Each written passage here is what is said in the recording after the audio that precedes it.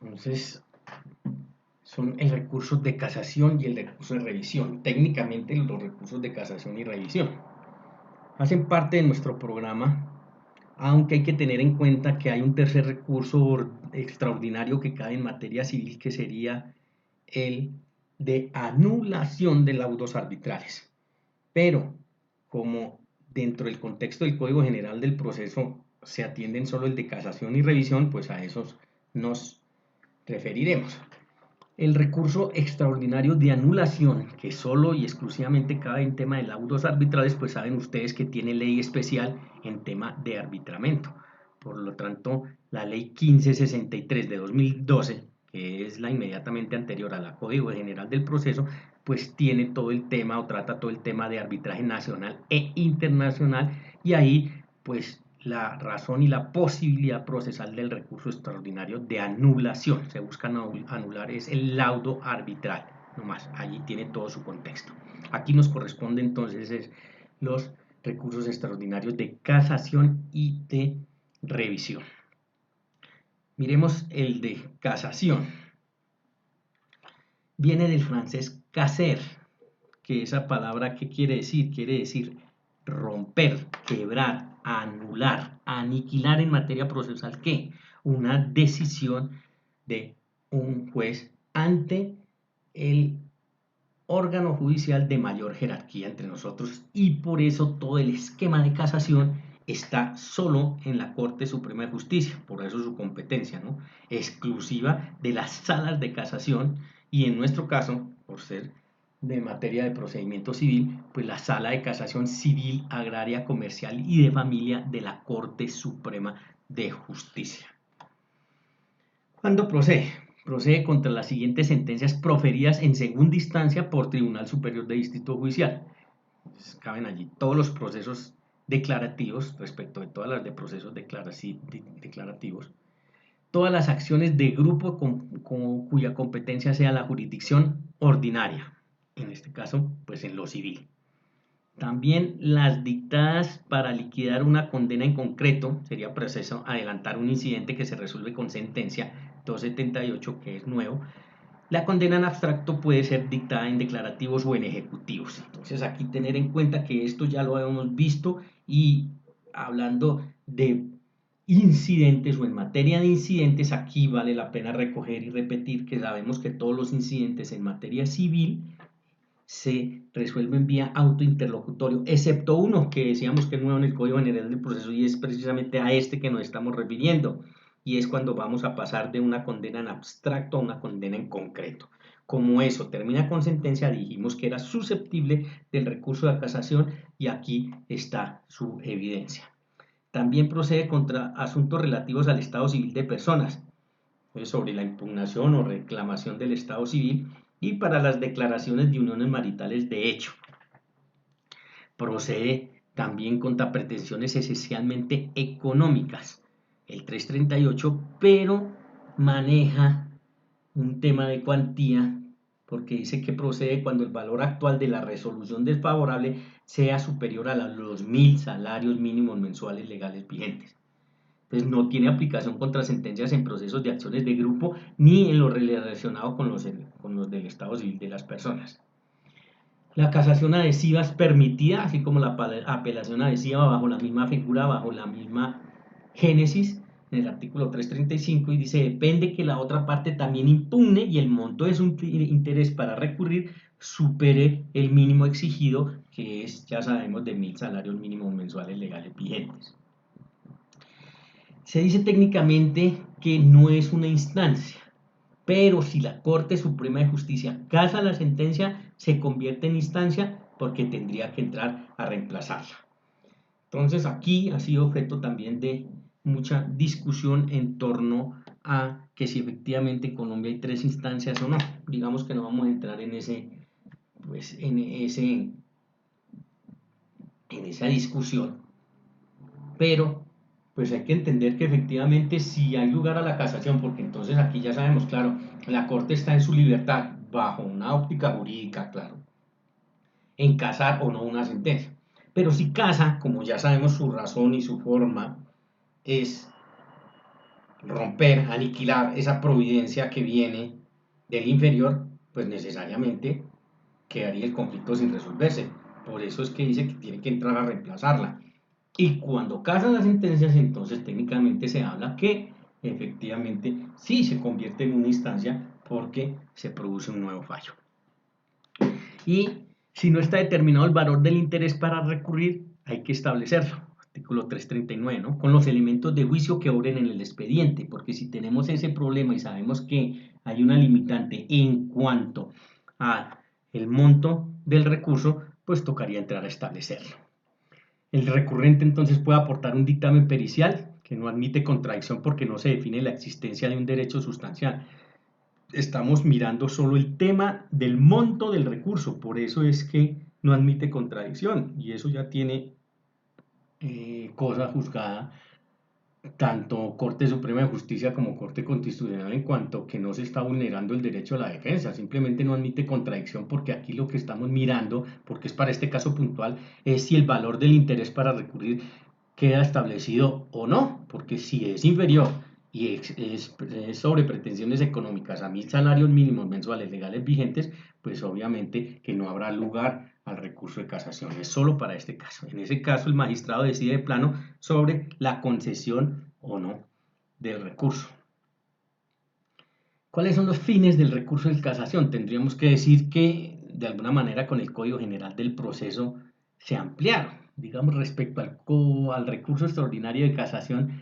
Si ustedes hacen la comparación con el Código de Procedimiento Civil, pues tenemos que hay dos cambios grandes en este caso. Uno, que se amplían los fines del recurso, el que vamos a ver el artículo 333, y otro que se modificó el procedimiento como tal del manejo del recurso de casación, que lo veremos más adelante. Entonces, defender la unidad e integridad del ordenamiento jurídico. El segundo sería lograr la eficacia de los instrumentos internacionales. Claro, el bloque de constitucionalidad, ¿no? Estaría allí comprometido en esos dos primeros numerales que se defienden en Colombia y se aceptan. Por eso los tratados internacionales debidamente ratificados por el Congreso colombiano hacen parte del bloque de constitucionalidad y en la pirámide jerárquica, pues inclusive están por encima de la Constitución colombiana. Otro fin sería el de proteger los derechos constitucionales, unificar la jurisprudencia nacional, controlar la legalidad de los fallos y reparar los agravios irrogados a las partes por la sentencia proferida. Claro que sería la razón y es lo que se estudia en casación de que se produjo este agravio y por lo tanto hay que entrar a modificar esa decisión. Las causales, las tradicionales 5 causales, ¿cierto? En materia del recurso extraordinario de casación. Simplemente las vamos a referir aquí con su contenido jurídico para que prospere, porque en los recursos extraordinarios, a diferencia de los recursos ordinarios, miren que aunque en los dos se requiere de una argumentación porque uno tiene que demostrar el agravio, en materia de recursos extraordinarios, tanto para casación como para revisión y en anulación, hay que invocar la causal o las causales que son taxativas. Mientras que en materia de recursos ordinarios, pues es la inconformidad, que obviamente no está ni puede ser nunca taxativa. La primera nos habla de la violación directa de una norma jurídica sustancial. La segunda, la violación indirecta de la ley sustancial como consecuencia de un error de derecho derivado del desconocimiento de una norma probatoria o por error de hecho manifiesto y trascendente en la apreciación de la demanda de su contestación o de una determinada prueba o medio de prueba. La tercera, no estar en la sentencia en consonancia con los hechos, con las pretensiones de demanda o con las excepciones propuestas por el demandado o que el juez ha debido reconocer de oficio. Entonces miren que es todo un contexto con base en ese principio que nos habla de la consonancia, ¿cierto? Que tiene que haber dentro del actuar de las partes y la decisión del juez. Por lo tanto, si se vulnera, aquí estaría establecido bajo la mirada de la causal tercera. Cuarta, contener la sentencia de decisiones que hagan más gravosa la situación del apelante único.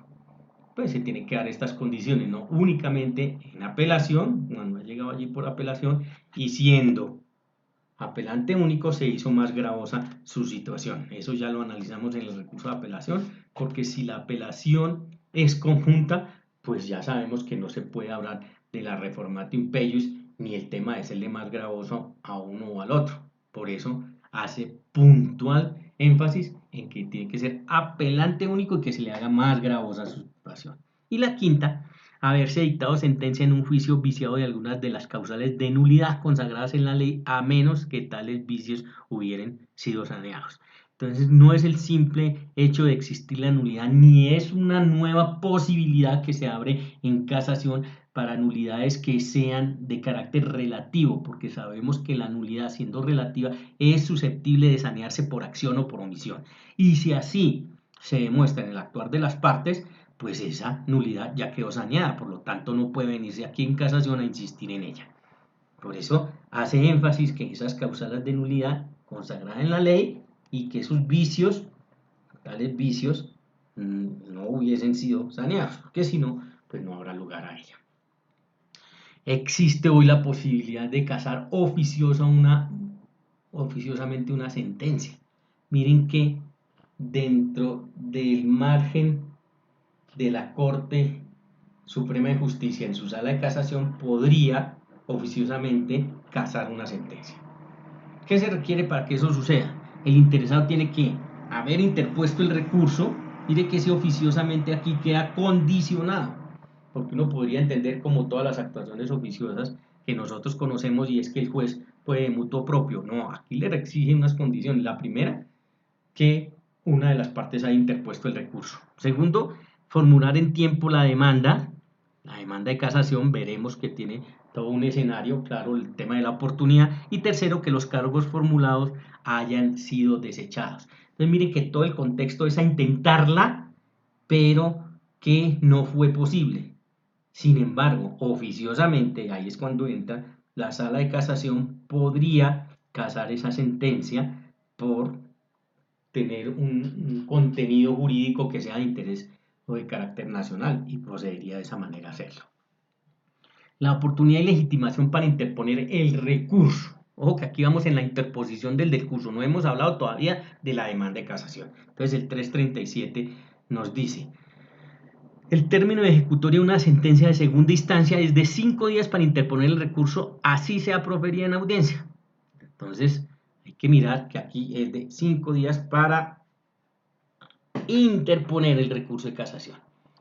Este término al que nos estamos refiriendo, si llega a haber aclaración, corrección o adición de la sentencia, contará desde el día siguiente al de la notificación de la providencia judicial. Claro, porque sabemos que existe la posibilidad de aclarar, corregir o adicionar una providencia judicial, pues obviamente que si acudimos a esos derechos, pues tendrá que ser desde el día siguiente al de la notificación de la providencia judicial.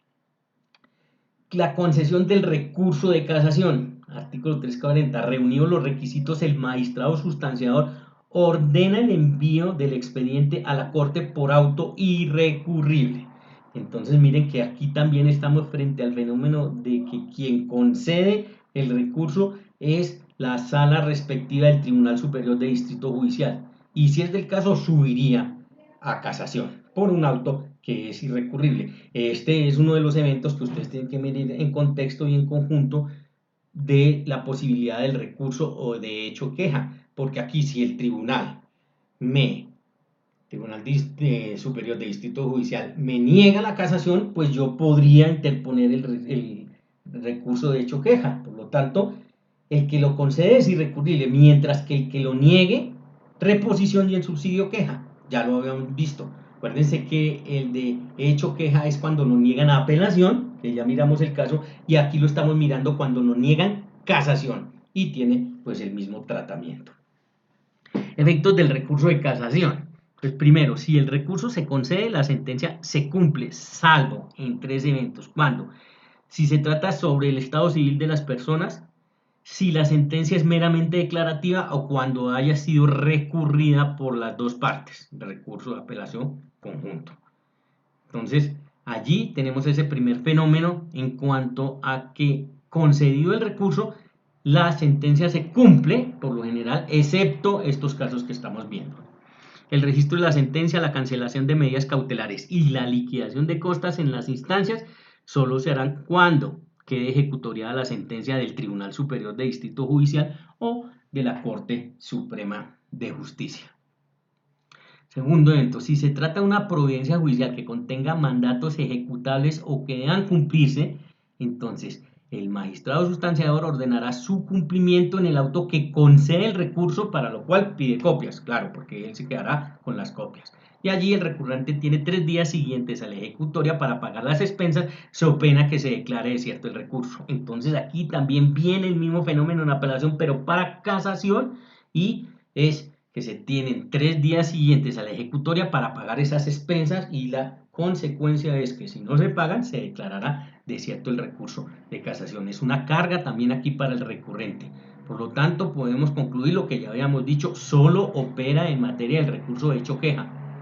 Materia de copias en materia en asuntos de apelación o asuntos de casación, ya saben que es una carga para el recurrente y debe sufragarlas, porque si no las paga, le declaran desierto el recurso. El recurrente puede solicitar la suspensión del cumplimiento de la sentencia en la oportunidad para interponer el recurso. ¿Cómo? Ofreciendo caución para esos perjuicios. Entonces, miren que es un tema de análisis, es una situación que se presenta cuando estamos frente a aquellos eventos donde la sentencia debe cumplirse, porque usted lo primero que tiene que separar y es ver, como ya lo acabamos de decir, que hay unos asuntos en los cuales no se cumple esa sentencia, por eso habla de salvo tales. Aquí estamos hablando de las que hay que cumplir la sentencia. Con todo y eso, el recurrente puede solicitar la suspensión del cumplimiento de esa sentencia, pero tiene que caucionar por si hay perjuicios a futuro. El monto y la naturaleza de esa caución serán fijados en el auto que concede el recurso, y la caución debe constituirse dentro de los 10 días siguientes a la notificación del auto que lo concede. Le corresponderá entonces al magistrado sustanciador calificar la caución prestada. Es un tema que ya le digo, la parte recurrente tiene que analizar con cuidado para atreverse a decir: listo, yo solicito la suspensión del cumplimiento de la sentencia porque está enmarcada dentro de las que hay que cumplirlas, y fijo la caución, que ya saben ustedes, el magistrado sustanciador es el que la determina. El recurrente también puede limitar el recurso a determinadas decisiones de la sentencia, por ejemplo, para solicitar que se ordene el cumplimiento de las demás por el juez de primera instancia, claro, si no son objeto del recurso. O lo mismo si con el recurso se persigue más de lo concedido, y aquí es otro evento en el cual nosotros también ya habíamos analizado en apelación, y decíamos o mirábamos el evento de que si con el recurso se persigue más de lo concedido, se puede manejar el tema de lo concedido en cuanto a ordenar su entrega, porque como no se está peleando sino lo que es más de lo concedido, pues lo que es objeto de recurso es eso, y lo otro no tiene por qué quedar supeditado a la decisión del superior jerárquico. Si el recurrente no presta la caución o esa caución es insuficiente, entonces se ejecuta la sentencia, se ordena el pago de copias, y si no las paga, sabemos la consecuencia: se declarará desierto el recurso.